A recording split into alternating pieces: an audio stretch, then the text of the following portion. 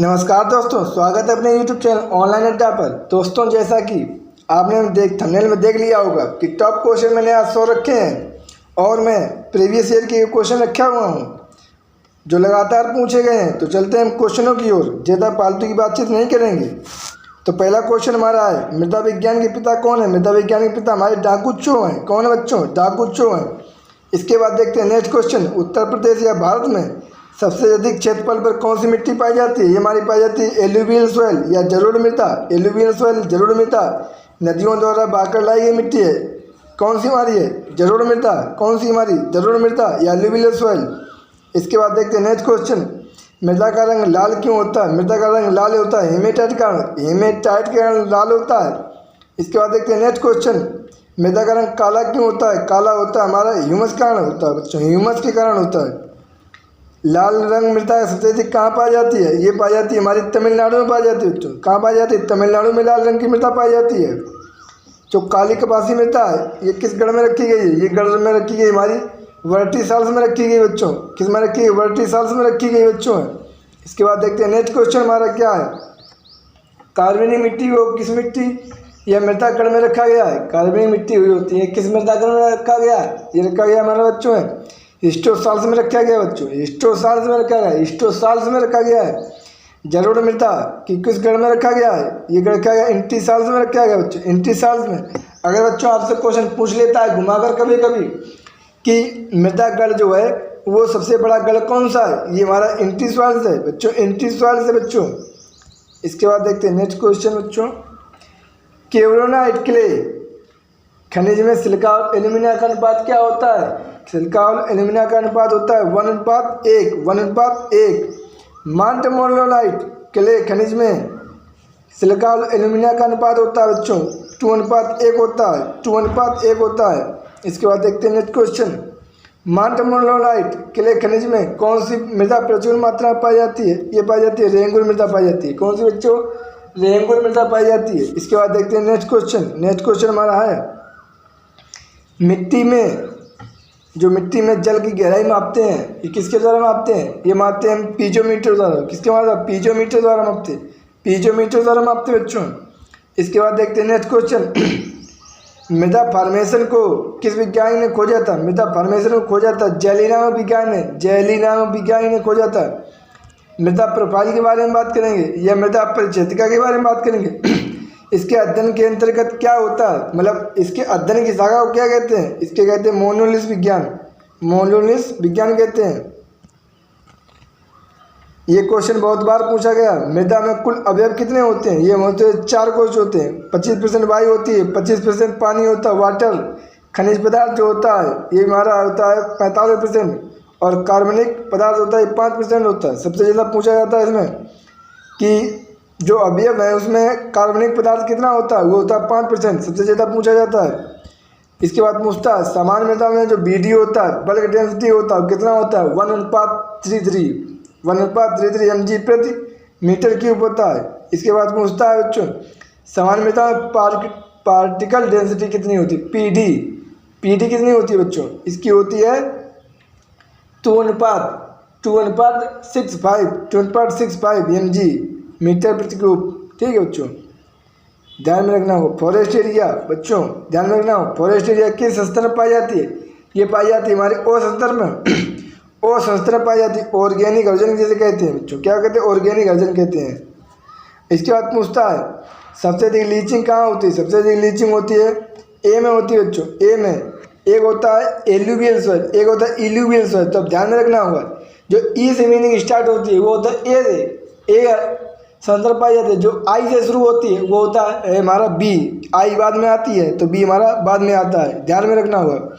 और जो हमारी एलुवियल सॉइल है ये हमारी टॉप मोस्ट होराइजन है, सबसे अच्छी मृदा संस्तर है, ध्यान में रखना होगा। फिर पूछता है बच्चों सोलम के बारे में पूछ लेता है कि सोलम जो है किस किस संस्तर पर मिलकर बनता है? सोलम होता है हमारा, कभी बच्चों ऑप्शन में दे देता है A+B, पहले आता था A+B, लेकिन बच्चों आपको ध्यान में रखना होगा कि अब ऑप्शन ये आना बंद हो चुका है। अब आता है हमारा OAEB, OAEB अब आता है आपका टपकता हुआ। तो आपको पहले इसको ध्यान में रखना होगा। अगर आपको दोनों मिल जाते हैं तो भी ऐसे ही होगा, ठीक है बच्चों। अगर आपको ये वाला नहीं मिलता है और ये वाला आपको मिल जाता है तो यही वाला फिर सही होगा, ठीक है बच्चों, ध्यान में रखना होगा।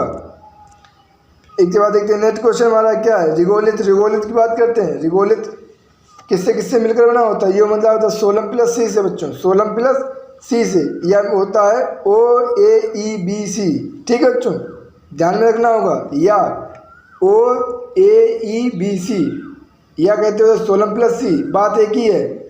घुमा फिरा के क्वेश्चन रख देता है तो रखेगा आपको सोलम प्लस सी। अब बात करते हैं बालू मिट्टी की। बालू मिट्टी यहाँ पर लिखा हुआ है, ठीक है बच्चों। बालू मिट्टी सर्वाधिक पाई जाती है, क्या पाया जाता है, सर्वाधिक क्वार्टर्स पाया जाता है बालू मिट्टी में। मिट्टी में मिश्रण की क्रिया को क्या कहते हैं, मिट्टी के मिश्रण क्रिया को कहते हैं पेटोटर्बेशन। क्या कहते हैं, जो पेटोटर्बेशन कहते हैं बच्चों, ध्यान में रखना हो क्वेश्चन को। सर्वाधिक विशिष्ट ऊष्मा किस मिट्टी की होती है, सर्वाधिक विशिष्ट ऊष्मा होती है बच्चों किले की मिट्टी। किसकी होती है, किले मिट्टी की होती है। मिट्टी जो होती है उसकी पपड़ी जम जाती है, ध्यान में रखना, मिट्टी की पपड़ी हो जाती है। सर्वाधिक खनिज पपड़ी पर कौन सा पाया जाता है, वो पाया जाता है हमारा फेल्डस्पार पाया जाता है बच्चों। मिट्टी की पपड़ी पर फेल्डस्पार सबसे अधिक पाया जाता है बच्चों। इसके बाद देखते हैं नेक्स्ट क्वेश्चन, भूपरिष्करण के पिता का नाम क्या है, भूपरिष्करण के पिता का नाम क्या है, जयंत्रोत्तुल है बच्चों। क्या बच्चों, जयंत्रोत्तुल है। दोमन मिट्टी, दोमन मिट्टी की बात है, दोमन में सिल्ट कितने प्रतिशत पाई जाती है, दोमन मिट्टी में सिल्ट कितने प्रतिशत पाई जाती है, ये पाई जाती है हमारी 30 से 50% पाई जाती है। मृदा कण, ठीक है बच्चों, मृदा कणों का अपेक्षित अनुपात कितना होता है, मृदा कणों का अपेक्षित अनुपात होता है, अरे सॉरी दोस्तों, मृदा कणों का अपेक्षित अनुपात, मृदा कणों का अपेक्षित अनुपात होता है, उसे कहते हैं मृदा गठन। क्या कहते हैं बच्चों, मृदा गठन कहते हैं, मृदा गठन कहते हैं। मृदा अनुपात के जो है अपेक्षित अनुपात को मृदा गठन कहते हैं। डिफिनेशन में लिख दी है, थोड़ा माइंड डिस्टर्ब हो गया था। इसके बाद देखते हैं नेक्स्ट क्वेश्चन। नेक्स्ट क्वेश्चन हमारा, तो बच्चों सोडियम नाइट्रेट में नाइट्रेट कितना पाया जाता है, नाइट्रेट पाया जाता है हमारा 16% पाया जाता है बच्चों, 16% पाया जाता है। कितना पाया, 16% पाया जाता है। किसान खाद में उर्वरक जो होती है उसमें नाइट्रोजन कितना पाया जाता है, 25% पाया जाता है बच्चों। कितना, 25% पाया जाता है। एक के बाद देते हैं नेक्स्ट क्वेश्चन, जो ऊसर मिट्टी होती है सबसे ज़्यादा कहाँ पर पाई जाती है, हमारे यूपी में पाई जाती है। कहाँ पर बच्चों पाई जाती है, यूपी में पाई जाती है। क्षारीय मिट्टी, क्षारीय मिट्टी पाई जाती है कहाँ पर, सूखे स्थान पर, जहाँ सूखे स्थान होते हैं जैसे राजस्थान वगैरह है वहाँ पर क्षारीय मिट्टी ज़्यादा पाई जाती है। और इसके बाद देखते हैं कपास। कपास के लिए सबसे अच्छी मिट्टी कौन सी मानी जाती है, सबसे अच्छी मिट्टी मानी जाती है काली मिट्टी मानी जाती है, काली कपासी मिट्टी। आप लोगों को ध्यान में रखना होगा, जो गुजरात इलाका में पाई जाती है। इसके बाद पूछता है ब्यूटाक्लोर। ब्यूटाक्लोर का व्यापक नाम क्या है बच्चों, ये काफ़ी बार पूछा गया है। ब्यूटाक्लोर और फ्लोक्लोरीन के बारे में पूछा गया है। ब्यूटाक्लोर होता है उसका दूसरा नाम है बच्चों मचेटी है बच्चों। क्या नाम, दूसरा नाम मचेटी है। फ्लोक्लोरीन इसका नाम दूसरा नाम लासो बच्चों, क्या है, लासो है। ध्यान में रखना होगा क्वेश्चन को। पौधों में सबसे कम आवश्यक पोषक तत्व कौन सा है, पौधों में सबसे कम आवश्यक पोषक तत्व है हमारा मोलिबिडियम है। क्या बच्चों, मोलिबिडियम है। पौधों में जो तत्व होते हैं, पौधों में तत्व होते हैं, आवश्यकता का सिद्धांत किसने दिया था, ये दिया था हमारा आर्नर ने। किसने दिया था, आर्नर ने, स्टार्ड ने, आर्नर स्टार्ड ने दिया था। ठीक है बच्चों। ऊसर भूमि के लिए उपयुक्त खाद कौन सी है, जो हरी खाद है वो कौन सी है ऊसर भूमि के लिए, जो हरी खाद हमारी ये ढेंचा है बच्चों, ढेंचा है जो हमारी ऊसर भूमि को सुधारने में बेनिफिट होती है बच्चों। इसके बाद देखते हैं नेक्स्ट क्वेश्चन। नेक्स्ट क्वेश्चन हमारा दलहनी फसलों में नाइट्रोजन स्थिरीकरण में कौन सा पोषक तत्व सहायक होता है, ये होता है मोलिबिडियम होता है बच्चों। क्लोरोफिल में पाया जाने वाला तत्व है, क्लोरोफिल में पाया जाने वाला तत्व Mg है, मैग्नीशियम है बच्चों, ध्यान में रखना, मैग्नीशियम है। सबसे अधिक जल धारण क्षमता होती है, सबसे अधिक जल धारण क्षमता किसमें होती है, क्ले मिट्टी में होती है, चिकनी मिट्टी में होती है जल धारण क्षमता। इसके बाद देखते हैं नेक्स्ट क्वेश्चन।